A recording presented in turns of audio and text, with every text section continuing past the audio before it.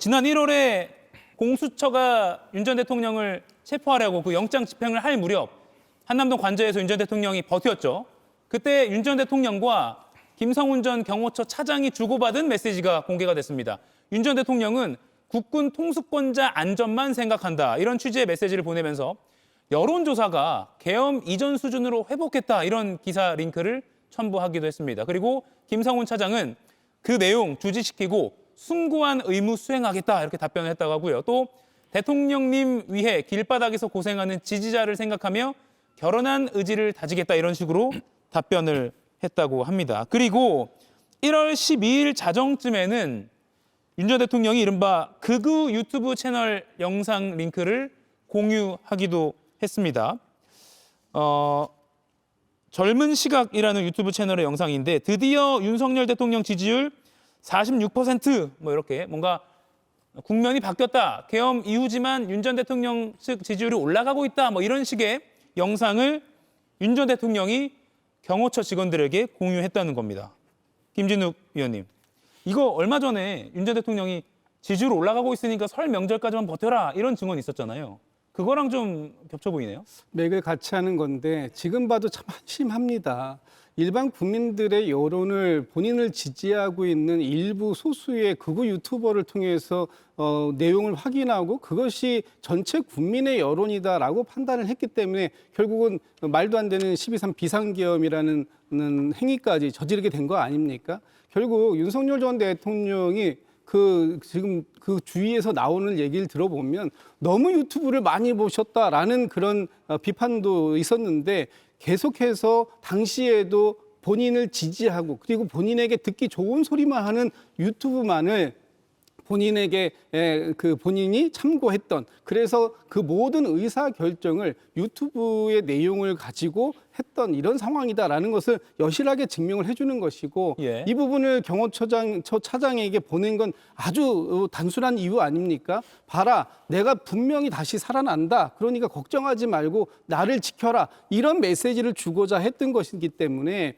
이 잘못된 선택, 잘못된 메시지, 이런 모든 것들이 윤석열 전 대통령이 얼마나 극우 유튜버에게 의존했는지 하는 부분을 다시 한번 그 증언을 통해서, 이런 자료를 통해서 확인할 수 있는 매우 씁쓸한 현장이다, 이렇게 생각합니다. 예, 지난 1월에 윤 전 대통령이 김성훈 전 경호처 차장에게 보냈다는 그 유튜브 영상 잠깐 준비했습니다. 보고 이야기 더 나눠보겠습니다.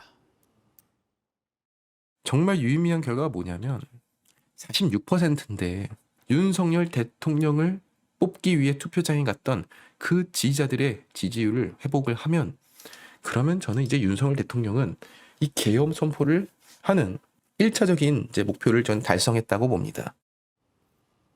예, 송영훈 의원님, 아까 김진욱 의원도 잠깐 언급했는데 집권 초부터 윤 전 대통령이 너무 극우 유튜버만 본다, 뭐 이런 소문이 좀 있었잖아요. 그런데 이제 체포 직전까지도 저걸 공유했다. 어떻게 봐야 됩니까? 윤석열 전 대통령이 본인의 입맛에 맞는 유튜브에 굉장히 심취해 계셨던 것 같아요. 이제는 그것이 어느 정도는 공지의 사실이 된 것 같은데, 우리가 이 지점에서 짚어볼 것은 이미 어쨌든 윤석열 전 대통령은 헌법재판소에서 파면이 되었습니다. 그 죽은 권력에 대해서 계속 비난을 하는 것보다는 우리가 앞으로의 국정 운영에 관해서 교훈을 얻어야 됩니다. 예. 지금 이재명 정부에서도 우려할 만한 현상들이 있죠. 국정의 주요 요직에 있는 인물들이 특정한 유튜브에 반복해서 출연을 하고 있습니다. 예를 들면은 뭐 김민석 총리나 강훈식 대통령 비서실장이 김어준 씨 유튜브에 출연하는 것이라든가, 또 이번 주에는 어떤 일이 있었습니까? 김용범 정책실장이 국회 운영위에서 굉장히 고성을 질러서 큰 무리를 빚었죠. 운영위원장이 경고를 하고 옆에서 우상호 정무수석이 팔을 잡고 뜯어 말리는데도 굉장히 흥분해서 고성을 질렀습니다. 그러고 나서 그 다음 날에 바로 또 김어준 씨 유튜브에 출연을 하지 않았습니까? 또 강훈식 실장은 지난달에도 매불쇼에 출연했습니다. 이렇게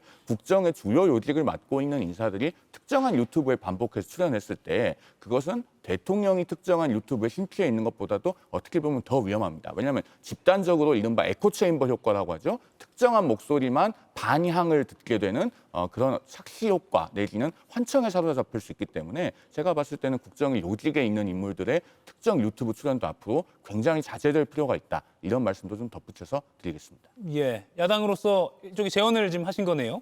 김인영 의원님, 오늘 재판에서 국무회의 적법했다, 아까 그런 여론이 많다, 이렇게 말을 했잖아요. 그 여론이라는 것, 대체 어떤 경로로 파악했었느냐, 아마 윤석열 전 대통령은 편향된 여론조사 결과를 가지고 판단한 것 같습니다.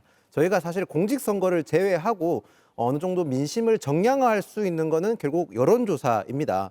그런데 지금 사실 여론조사를 함에 있어서 상당한 문제점이 있는 부분이 있습니다. 이 부분에 있어서만큼은 제가 소속 정당을 떠나서 사회조사 분석사로서 여야 모두에게 제언드리고 싶은 게 하나 있는데요. 지금 보면 특정 여론조사 업체에 따라서 여론조사 지지율이 좀 출렁이는 경우가 있습니다. 이걸 하우스 이펙트라고 하는데요. 지금 이런 결과가 왜 나타나게 되냐면 저희가 질문의 문항에 있어서 특정 현안에 대해서만큼은 중앙선거관리위원회에서 관여를 하지 않습니다. 가령 예를 들어서 최근에 민주당에서 추진하고, 그러니까 이재명 정부에서 추진하고 있는 공직자 핸드폰 검사에 대해서도 질문 문항에 따라서 내란에 참여하거나 내란에 동조한 공무원에 대한 핸드폰 조사라는 물음을 한다게 된다면 사람들은 이 질문에 대해서 민주당 지지자분들은 많이 이 여론조사에 응하겠지만 이 질문을 들은 국민의힘 지지자들 같은 경우는 이탈하게 됩니다. 이렇게 되면 여론조사의 편향성이 생길 수 있는 거거든요. 비단 이런 문제는 민주당 쪽 가까운 여론조사 업체뿐만 아니라 국민의힘 쪽 가까운 여론조사 업체 중에서도 이런 식으로 여론조사 하는 경우가 분명히 있습니다. 지금 이런 걸 개선하려면 여야가 모두 지금 여론조사 관련해서 모든 문항에 대해서 정치적 편향성에 대해서 검토할 수 있는 선관위에서 검토하게끔 만든다든지 이런 제도적 개선이 분명히 필요한 시점이라고 저는 생각을 합니다. 이 문제에 있어서만큼은 여야가 충분히 수기를 하는 과정이 저는 지금 필요한 시점이다. 이렇게 말씀드리겠습니다. 예. 아까 송영훈 의원이 에코체인버 효과 말씀해 주셨고 김용 의원 하우스 이펙트까지 오늘 이펙트 공부를 많이 하게 됩니다. 그러면요. 이거 하나만 여쭙고 다음 홍장원 전 차장 소식으로 넘어갈게요. 이 버텨라 이런 등의 메시지가 오늘 법정에서 증거로 제출됐잖아요. 이게 체포방해 혐의, 체포방해 정황을 드러내는 증거로 좀 주요하게 작용이 될까요? 그렇다고 할 수가 있을 것 같습니다. 윤석열 전 대통령 입장에서는 이번 특수공무집행 방해죄 혐의가 성립이 되지 않기 위해서는 직접적으로 경호처와 연결고리를 끊어내야 되는데 이러한 문자 메시지 그 자체가 그 연결고리를 보여준다고 할 수가 있겠죠. 국군 통수권자의 안전만 생각해라라고 하는데 국군 통수권자는 누가 보더라도 대통령 아니겠습니까?